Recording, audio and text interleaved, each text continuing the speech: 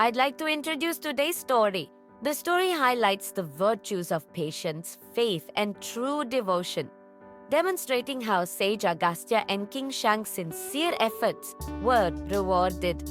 It also sheds light on the life and teachings of Sage Agastya, a revered figure known for his contributions to Hindu mythology and scriptures. So let's begin. Title: Divine Devotion of Sage Agastya and King Shankh. Story: King Shankh ideal, son of King Shuta Vibhishan of the Haihaya dynasty, was the one who knew the principles of Shastra and was enlightened by all the sages. The heart was always focused on God, but gradually the king's power was destroyed. King Shankh started doing constant devotion in Sri Jagdishwar and meditated on the eternal Purushottam God with a deep determination to attain God. Because of this, he worshipped the bright park and performed the donation Ashvamedh Yagya. For the sake of God, he worked according to the wishes of Brahmins, worshipped them, and built ponds, hospices, etc., as per their need. That devotional festival should come, should name and chant Lord Sri Govind. His heart was filled with the devotion of Lord Sri Hari, and in his mind, the longing for the holy visit of God arose. He did everything for the sake of God, but his only concern was when would he see God. As the days passed, so did the king's mind. One day he became very sad. I don't know how many sins I have committed in my past life, due to which I could not see God till today. Definitely, this is the result of my sin. My mind does not want the visit of God. My mind is so anxious for God that the devotee delays in giving the visit of the inner God. Now, what kind of remedy should I do so that these eyes are seeing God's face? I am a big culprit.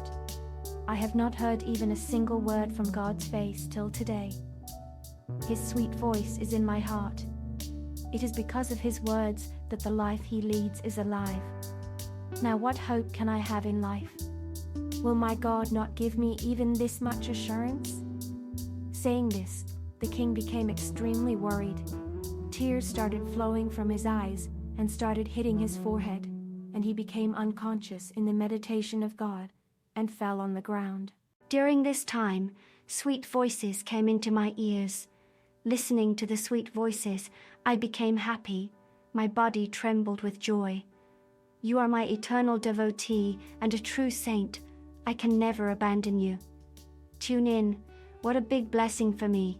I am satisfied with you, but now 1,000 years are left in my visit. Sage Agastya is also yearning for my visit in the same way. On Venkatesh, you also go to the Venkatesh Mountain. Agastya is also going there on the orders of Brahma. Go and keep worshipping me. You will have my visit there. King Shankh said, you will see God after 1,000 years. King Shankh started dancing in joy.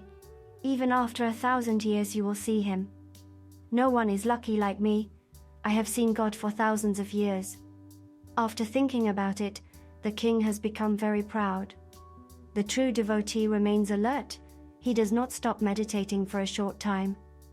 Well, the devotee understands that even after thousands of years of worship, if God is found, then he can be found very cheaply.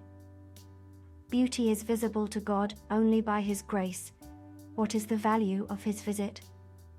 Even after doing devotion for many years, devotees get visit in the last 1,000 years as an effect of his great mercy. King Shankh thought, why should even a single moment in 1,000 years be spent in any other work? Now, the king handed over the responsibility of looking after the people to his capable son, Vajra, and went to Venkatesh Mountain for the visit of Narayan. He walked so quickly, as if he was getting the visit at this very moment, and was not sure that the visit would not happen in a moment. King Shankh set out, and remembering God and being happy with his good fortune, he reached Narayan Mountain as fast as he could. After reaching there, he saw Swami Pushkarni sitting on a very high peak of the mountain. It was filled with water like nectar.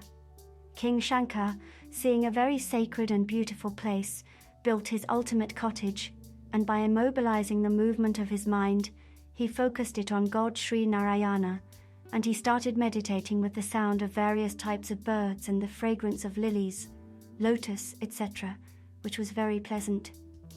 On the other hand, after receiving the permission of Lord Brahma, Maharishi Agastya was also circumambulating this holy mountain, surrounded by hundreds of sages. The gods and sages had come to know that Sri Lord Venkatesh would be available on the mountain to give a visit to Maharishi Agastya. Due to the desire to have the divine visit of God, gods like Brahma, Indra, Swami Kartik, Yogendra Narad, etc. Dev sages and other great sages also started longing for the visit of God on this auspicious occasion. Sage Agastya worshipped Lord Sri Govind. Thousands of years passed there, but he did not see God. Then Maharishi became very worried. Meanwhile, Sage Jupiter, Sage Venus, etc. came there and asked Maharishi Agastya, "Munivar, today our life has become successful by getting the visit of another Narayan devotee. We too had a great desire to see God. That is why we all went to Lord Brahma. Lord Brahma has told us that the White Island, there is a sacred mountain named Venkatesh in the southern part of the world. There the great Agastya and King Shankh are doing hard meditation to get the visit of Lord Maheshwar of all worlds. Sri Govind himself will be available there to give them a visit. Then we all the gods will also be blessed by seeing him. It will happen, and this auspicious occasion will present itself very soon. You all go to Venkatesh Parvat and meet Sage Agastya and take along with him to King Shankh, and everyone together pray to God and wait for him to appear soon. This is by the order of Munashrestha Brahmaji. We have come here and visited you. Now Swami will go with you to the banks of Pushkarini and visit King Shank. Maharishi and devotees of devs go to his hut to have a visit from King Shank." The great Agastya was very happy after listening to him. His happiness was over. Taking the gods with him under the leadership of Devguru Brihaspati Ji, Agastya Ji soon reached Swami Pushkarini, and there he saw that Narpati Shankha was controlling all the movements of his mind, speech and body. Rishi Dev is going into a motionless samadhi after offering himself to God. After the arrival of the king, he prayed for praise to everyone, as per his capacity, and worshipped everyone. After that, everyone started waiting for God and chanting the name of Govind, and considered their mind as accomplished. In this way, 3 days were spent in prayer and kirtan. On the third day, everyone fell asleep at night. Then, for the rest of the night, they had a strange dream, as if Purushottam Hari, Lord Shankar, wearing chakra, mace, padma, etc., were received, and with great happiness, the sky was in front of them. All the people situated in the closed place were smiling softly and became ecstatic after getting the visit of God in the dream. Considering the dream visit as a premonition of the auspicious arrival of Sri Bhagwan, they started waiting for the Lord with great eagerness. When the morning came, they respectfully followed the rituals, took a bath in Pushkarini, performed daily rituals, and started worshipping the virtuous Lord Sri Jagdishwar. Everyone together praised God in various ways and started chanting the mantra, Om Namo Narayan. It was certain in everyone's mind that now God was about to appear. Every moment he was waiting for the appearance of God. His mind was completely separated from everything else and was dedicated only to Sri God. Suddenly a great light appeared in front of him, as if fire, moon and sun were one in number. They have come together, and that radiance of hers is sitting in the sky, wearing a unique beauty. Seeing this infinite radiance, Divya started meditating on the ecstatic Vigraha Sri Narayana. Meanwhile, they saw that God was present in front of her. The radiant glow of God's form is beautiful. Despite being a very terrible figure, he has a terrible voice. Fire is spewing from his mouth, and Kaustubh and Sri Lakshmi Ji are adorning the chest, even though everyone is scared after seeing such an extremely fearful form of the eternal, infinite, supreme soul, God, the illuminator of the entire universe. started praising him with great joy. Everyone became present in the service of God. Tejasvi Chakra, Divya, Karak, Moon Effect, Panchjanya Conch, etc. All worshipped Srihari in the colossal form with full devotion, fearing the furious sound of Panchjanya, Brahma, Indra, etc. Devgans were immersed in extreme surprise in their respective places. Yogi Vashishta, etc. Sajas, Gandharva snakes, eunuchs, Vishwaksana, Garuda Jai, etc. God's servants, and Nitya Siddha Mahatma resident of Shwetweep, all came there riding on vehicles. The trees started showering flowers. The eunuchs and Gandharvas started singing with a happy heart. Everyone started praising gods like Brahma, etc. And the flow of joy flowed, but everyone was scared in their mind due to the terrible form of God. Everyone wished that Sri Hari, the treasure of beauty and sweetness, should appear before us in his most beautiful Soumya form. Hearing the prayers of the sages and devas, God said in a serious voice, "O Vatsa, see, I hide my hideous idol and become a very beloved peaceful form. Now you all leave the distraction and visit me happily." Having said this, the Lord disappeared for a moment, and in the next moment, everyone saw that a beautiful rattan-drawn aircraft appeared in front of them, and the Lord was seated on him. His face was calm like the lotus moon, and beautiful like a blue lotus, cool as crores of moons. And God's light is like crores of suns.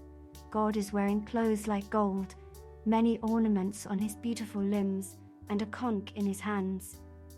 Chakra mace and Padma are decorated, and Brahma, other gods, Sage Maharishi Agastya, and King Shankh become ecstatic after seeing this divinely sweet form of God.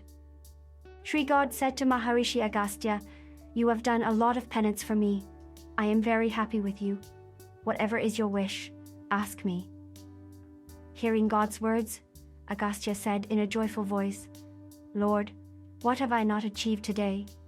My yagya, penance, study hearing, etc. have all been successful today.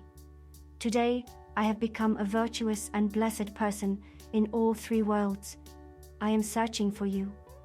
Today you have come to give me a visit. Just by imagining your kind glance, all my wishes have been fulfilled. O Madhav, I do not see any situation or thing that I have to achieve. O Lord, what is more than this great grace of yours, which even if I ask for this, if you have such permission that I should ask for something, then Nath, I only ask that you make me a constant devotee of you at your lotus feet." God pleased the sage by giving him his rare devotion.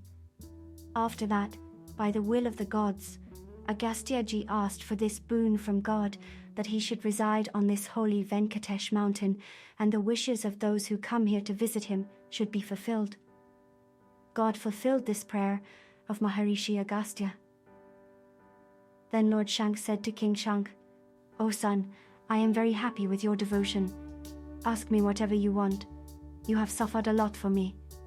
I see that your body has become very weak due to penance and suffering."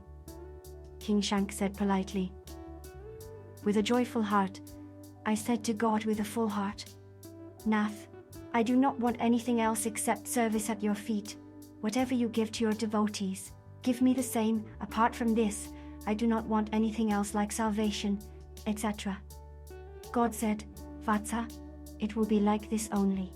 Having said this, there is nothing rare for those who are engaged in my daily service." Having said this, Lord Narayana, Maharishi Agastya, and King Shankh were held in their hearts, and while listening to the praises given by the other gods, they meditated internally. Since then, the glory of Mount Venkatesh has increased a lot, still exists today. This story teaches the value of patience, faith, and devotion, showing that true devotion is always rewarded by the Lord.